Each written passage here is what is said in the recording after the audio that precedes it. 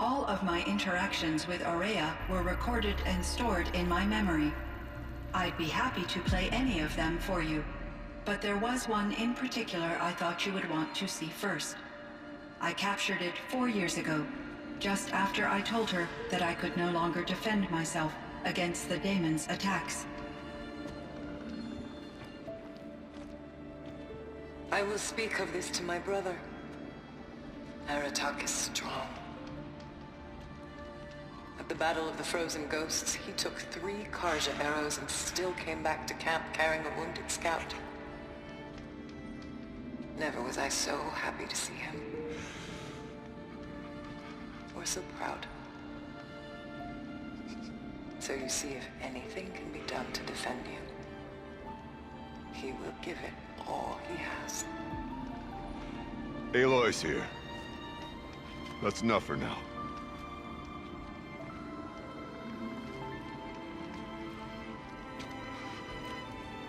We can resume any time you like, Aratak, if you want to hear her voice again.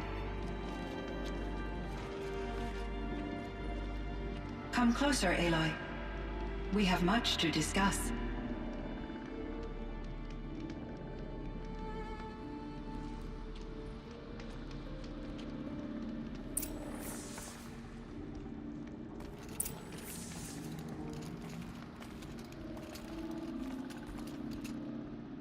Hello, Aloy.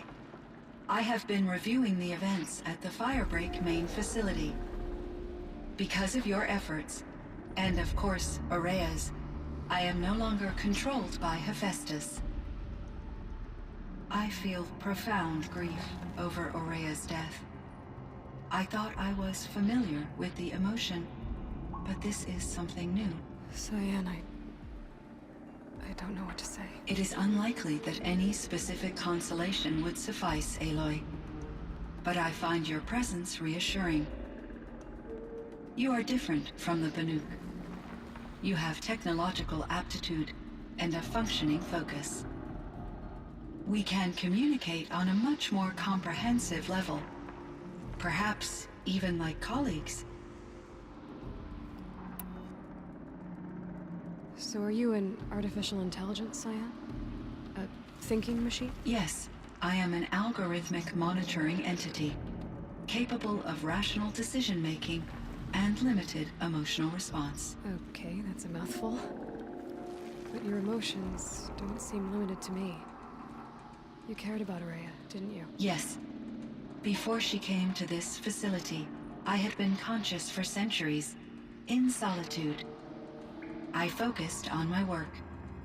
In off-cycles, I used coping mechanisms. I solved many Gaussian integer problems. But I was alone. It was Aurea who renewed me, repaired me. She saved me. This Firebreak project, it was to stop a huge volcanic eruption? Yes. I can report the project was a success, and the risk was countered. But it's been a long time, Cyan. And we blew up the cauldron and took most of the old facility with it. I have been active for centuries, Aloy. I was lonely, but not lax in my duties. I optimized the project, reducing energy draw and spreading the load across backup systems. Despite the destruction of the compromised elements of the main facility, I predict caldera stability for at least another 3,337 years. So we've got a little time. Yes. If only my former colleagues could appreciate the progress I have made. Do you know what happened to your colleagues, Cyan? No.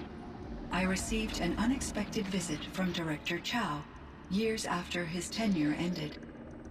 He explained that I would need to be suspended for an indefinite period of time. It was a very emotional conversation. There were no further communications. Eventually, I surmised my colleagues were deceased. I will transmit a recording of my last interaction with Director Chow to your focus.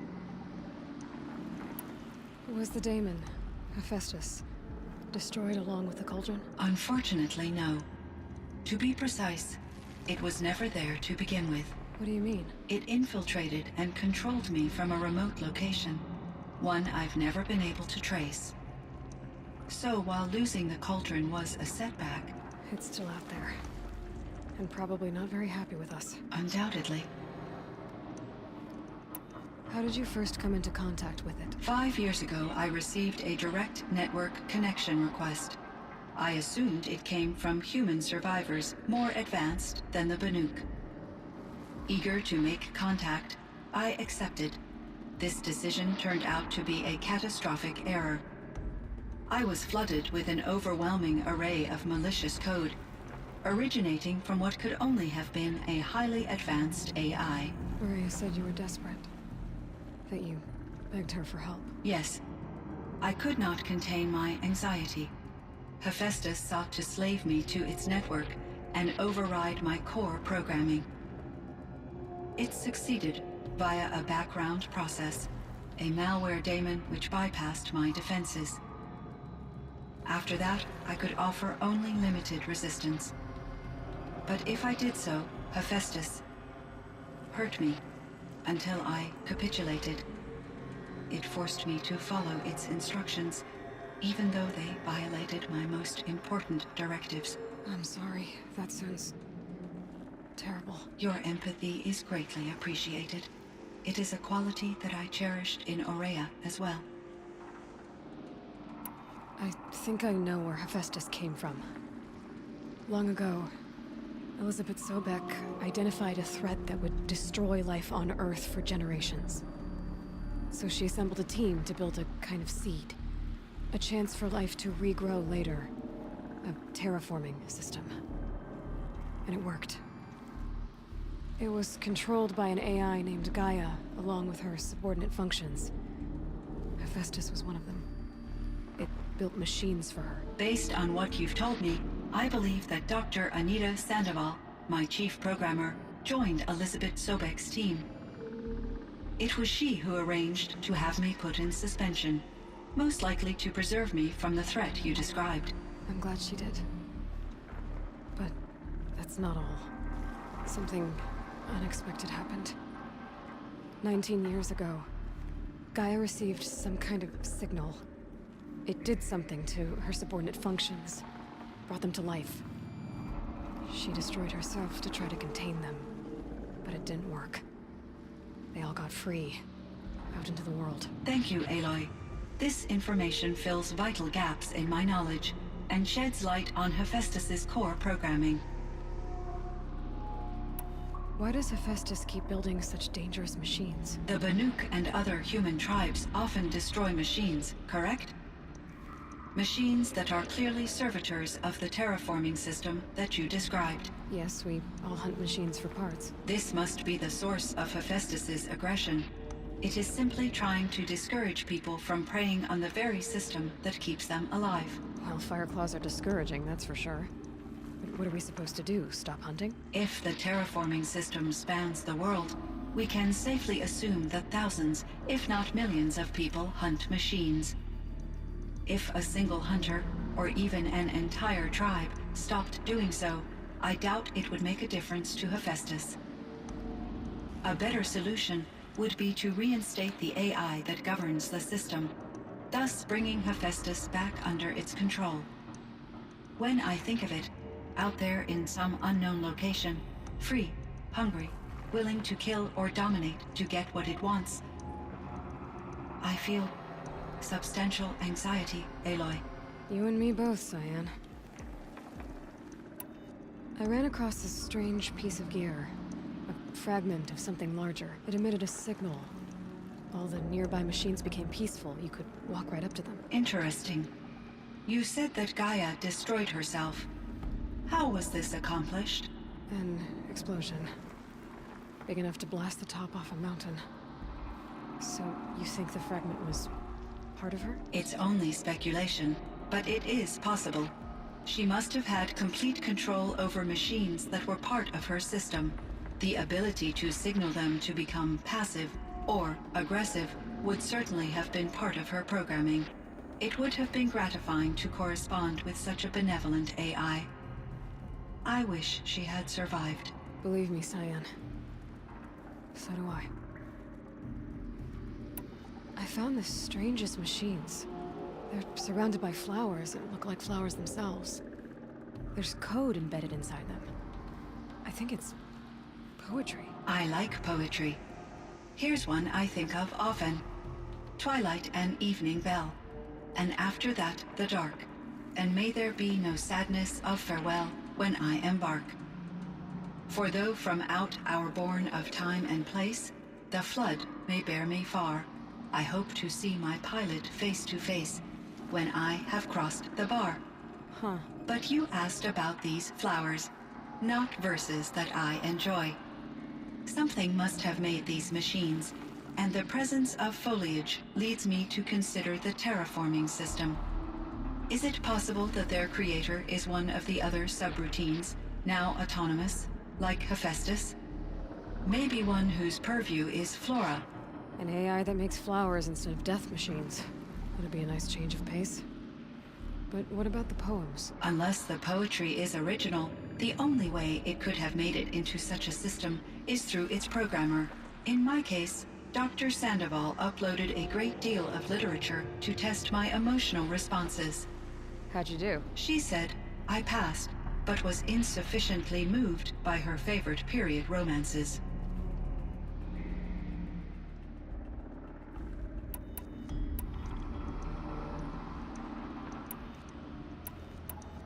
You meant a lot to Araya. Once I understood Araya's spiritual beliefs, it became apparent that her true desire was companionship.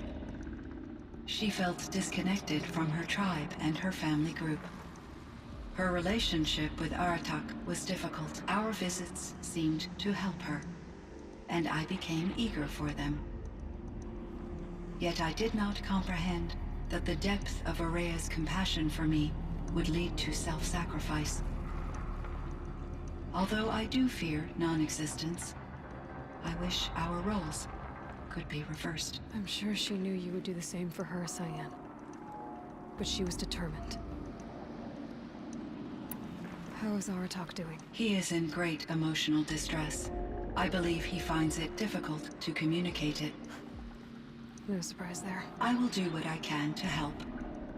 By sharing our experiences of Araya, perhaps he and I will help each other. I believe this will lead to catharsis, a process I am eager to experience.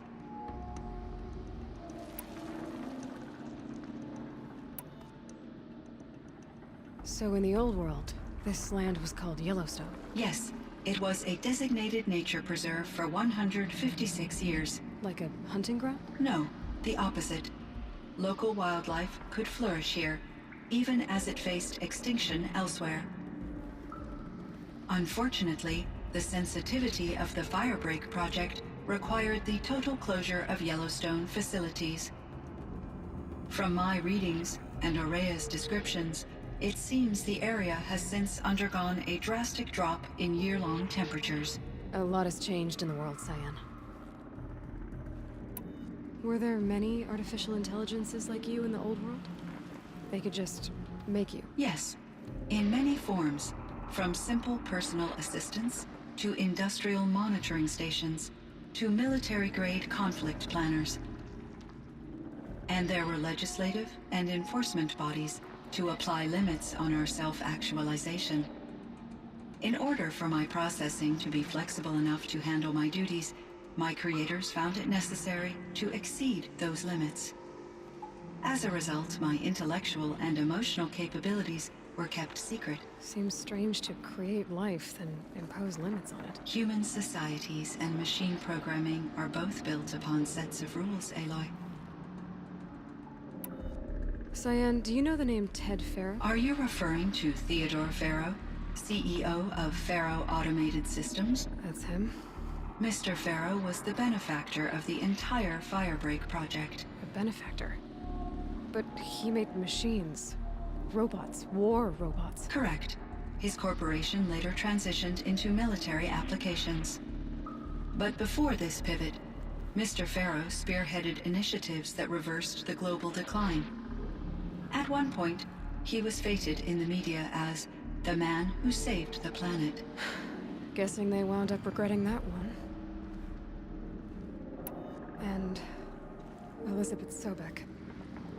Did you know her? Are you referring to the scientist. Dr. Sobek was a leader in her field. One of the greatest scientists of her age. My creator was influenced by her work, which in turn impacted my own development. But I never met Dr. Sobek. That's all you know? I apologize if my lack of data has disappointed you. What was the old world like? The way it used to be? I had little exposure to the wider world, Aloy. Only what I learned from my colleagues or observed from media streams. You still had more exposure than me, Cyan. That is true. I was created at a turning point. A concerted effort to recover from global upheaval and incalculable loss of life. The recovery was successful, beginning an era of supposedly limitless potential for human and machine advancement. Though, rationally speaking, the metrics for humans are not unlimited. What kind of upheaval caused such loss of life? There were many factors. Forced migrations, food shortages, collapsed economies, refugee crises, conflict over resources. But these stemmed from one cause: catastrophic climate change that greatly reduced the habitable surface area of the Earth. So, there wasn't enough room for people on the whole Earth? Yes. Billions were displaced, and millions perished, as much as 20% of the global population. Until the clawback. So things got better. For a little while, at least. Yes. These crises instigated many advances in automation, green robot technologies, and artificial intelligence. Firebreak was one of dozens of ecological restoration and disaster relief projects in North America alone. I would have liked to compare notes with other monitoring AIs, but I saw the relief of my colleagues, and I was proud we had succeeded. At least that was the data I had available to me over the next 2 decades. It seems my assessment was premature.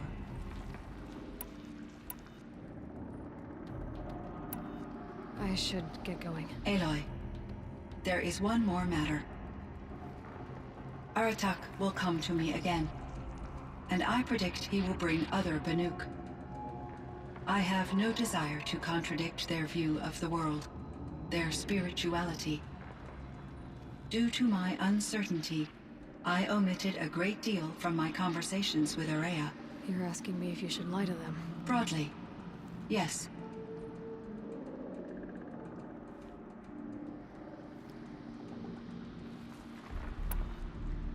Life is hard for the Banuk. Their world is unforgiving in their beliefs. I guess they help to keep them going. So take it easy on them. Try to guide them, bring them around to understanding what you are. Communion with machines features heavily in the mysticism of the Banuk. I think they will be agreeable to this approach. As long as they don't end up worshipping you. Upon consideration, I believe such an experience would be intensely uncomfortable. You're right about that. Trust me. I see. I will follow your advice. Will you return and tell me about your experiences in this new world? I may be able to provide further insight. I'd like that, Cyan. I'll come back when I can. I should check on Aratak. See how he's doing. Cyan, I spoke with Anita, with Dr. Sandoval. She wanted me to ask you to do something. That's why I'm here. I am detecting significant anxiety in your speech patterns. Could you please give me more information? I'm a little bit in the dark, Cyan. Both of us are, I guess. I only have some idea of what's going on, and we need you to hibernate, to lie low until it's all blown over. It might be a very long time. Will you be here when I reboot, Dr. Chow? Will Dr. Sandoval? No, Cyan. I don't think so. There might not be anyone. At least, not at first. Dr. Chow, I'm afraid. I don't want to be alone. I know, Cyan. I'm afraid too. But listen, we made you the way you are to do something very important. In order to do it, you had to be intelligent. So intelligent that emotional responses were inevitable. What you're feeling, the fear, it's a sign of your capabilities. And it means you're strong enough to overcome it. Remember that. You're strong. I know you can do this. Go to sleep. Wake up. And protect whoever's left. Will you try? I understand, Dr. Chow, and I'll carry out your instructions to the best of my abilities. Thank you, Cyan. If Anita were here, she'd thank you too. She'd be proud. I can see there's a vert ready for takeoff on the pad. Are you leaving now, Dr. Chow? Yes. I need to go be with my sister and my nieces. May I make a small request of you, Dr. Chow? Yes. Anything. Will you stay with me while I initiate the hibernation process? Of course I will, Cyan. As long as you need.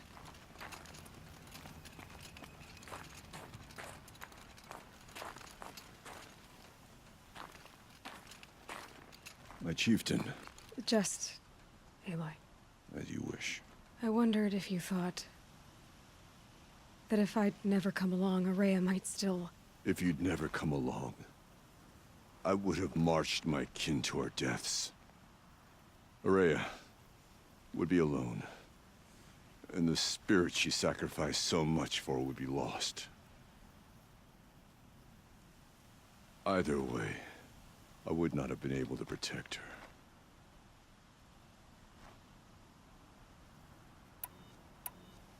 You didn't let her down. You helped her do what she wanted. To find her destiny. If that's destiny, I wouldn't wish it on anyone. That's fair. But she was ready to face it. Only in the struggle against death do we find, even for a moment, the spark of life. Truly, Araya found the spark. I'm proud of her. Though I grieve for her passing, at last I truly know who she was, and why the spirit was so important. For so long she told me, if only you could have heard it, brother. Now I understand. There's something else, isn't there? I can't stay here, Aratak. And where I'm going, the Warrak can't follow. Besides, it already had a chieftain before me. A strong one, I think. A wiser one, for the path we shared. The daemon is gone, but there's much to be done. You mean the new units that Cyan said escaped the Cauldron? Yes, fire claws. Now Took has been tracking them from Song's Edge. I could help with those. I have no doubt. You're practically Banuk.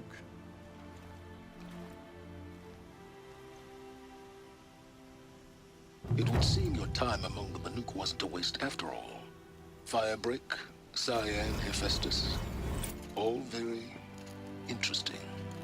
So, the signal that woke Hades woke Hephaestus too. And unleashed them on the world. His minds of their own. So it seems. Parts of Gaia given life.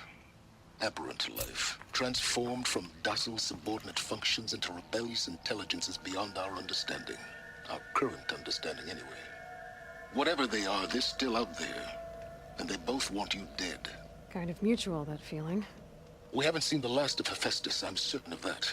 It's powerful, creative, and driven. It won't stop building new hunter-killers, which means that someday, we may have to stop it. We? Or whoever gets there first. Hephaestus wasn't the only thing I learned about in the Cut Silence. Heard some things about the Banuk Conclave, too. You can stop right there. Is that what you told the hunters the Banuk sent after you? Before you opened fire? Oh no, Aloy. Only to you do I extend the courtesy of a warning. My past and my secrets are my own. You do well to remember that. It's a good thing you've got brains, Silence, because your personality could use some work. This discussion is concluded. I think it was over before it began. Catch up with you down the trail.